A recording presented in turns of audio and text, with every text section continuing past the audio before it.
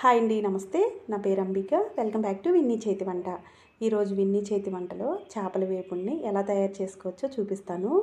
ఈ చేపల వేపుడు రసంలోకైనా సాంబార్లోకైనా కాంబినేషన్గా చాలా బాగుంటుందండి. ఒకసారి నేను చేసినట్లు మీరు తప్పకుండా ట్రై చేయండి, చాలా ఇష్టపడతారు. చాలా సింపుల్గా కూడా ఈ చేపల వేపుడిని తయారు చేసుకోవచ్చు. మరి వీడియో ఫస్ట్ టైం చూస్తున్న వాళ్ళైతే మా విన్నీ చేతి వంట ఛానల్ని సబ్స్క్రైబ్ చేసుకోండి. మరి ఈ చేపల వేపుడిని ఎలా తయారు చేసుకోవాలి, ప్రాసెస్ ఏంటో చూపిస్తాను రండి. ముందుగా నేను ఇక్కడ ఒక 4 చేప ముక్కల్ని తీసుకున్నాను. వీటిని ఉప్పుతో శుభ్రంగా 2-3 సార్లు కడిగిన తర్వాత 1 టేబుల్ స్పూన్ పెరుగు కూడా వేసుకుని కడిగానండి. ఇలా పెరుగు వేయటం వల్ల చేపలకి ఉన్న నీచు వాసన అనేది పూర్తిగా పోతుంది. ఇలా కడిగేసి ఒక ప్లేట్లోకి తీసుకోవాలి. తర్వాత దీనిలో ఒక 1/2 టేబుల్ స్పూన్ అల్లం వెల్లుల్లి పేస్ట్ని, తర్వాత రుచికి సరిపడా సాల్ట్ వేసుకోవాలి. సాల్ట్ అనేది మరీ ఎక్కువ వేసుకోకండి.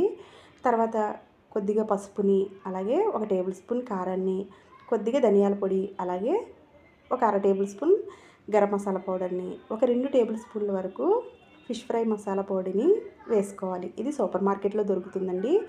తర్వాత దీనిలో కొద్దిగా ఆయిల్ వేసుకుని ఇవన్నీ చేపలకి పట్టేలాగా ఈ విధంగా వీడియోలో చూపిస్తున్నట్లు కలుపుకోవాలి.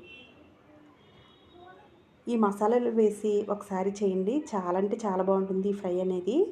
ఈ విధంగా ఈ పేస్ట్ అంతా చేపలకి పట్టేలాగా కలుపుకోవాలి.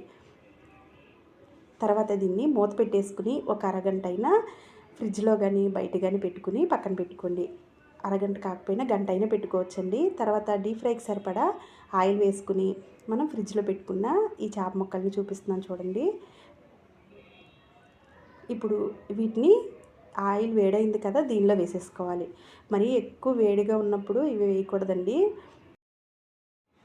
కొద్దిగా మీడియం ఫ్లేమ్లో పెట్టుకుని ఆయిల్ ఈ విధంగా వేడైన తర్వాత వీటిని వేసేసుకుని వెంటనే తిప్పకుండా పూర్తిగా ఒకవైపు పూర్తిగా కాలిన తర్వాత మరోవైపుకి తిప్పుకుంటూ ఉండాలి. ఇప్పుడు చూపిస్తున్నాను. ఒకవైపు పూర్తిగా వేగిందండి నూనెలో. ఇప్పుడు మరోవైపుకి తిప్పుకుని రెండో పక్క కూడా పూర్తిగా ఈ చేప అనేది వేగే వరకు మీడియం ఫ్లేమ్లో పెట్టుకుని దీన్ని ఉంచుకోవాలి. ఇలా రెండు వైపులా పూర్తిగా కాలిన తర్వాత చూపిస్తున్నాను చూడండి. ఈ విధంగా రెండు వైపులా పూర్తిగా కాలిన తర్వాత ఒక ప్లేట్లోకి తీసేసుకోవాలి. చాలా అంటే చాలా బాగుంటుంది ఈ చేపల వేపుడు అనేది. ఒకసారి మీరు కూడా తప్పకుండా ట్రై చేయండి. రెండు వైపులా చక్కగా కాలింది కదండి. ఇది ఒక ప్లేట్లోకి తీసుకుని ఉల్లిపాయ నిమ్మకాయతో సర్వ్ చేసుకుంటే చాలా అంటే చాలా బాగుంటుంది. మరి పప్పులోకి రసంలోకైనా చాలా బాగుంటుందండి. ఇంట్లో అయితే అందరూ ఇష్టపడతారో. ఒకసారి నేను చేసినట్లు మీరు కూడా తప్పకుండా ట్రై చేసి మీకు ఎలా వచ్చిందో కింద కామెంట్ సెక్షన్లో కామెంట్ చేయండి. వీడియో నచ్చితే లైక్ చేసి మీ ఫ్రెండ్స్కి రిలేటివ్స్కి షేర్ చేయండి.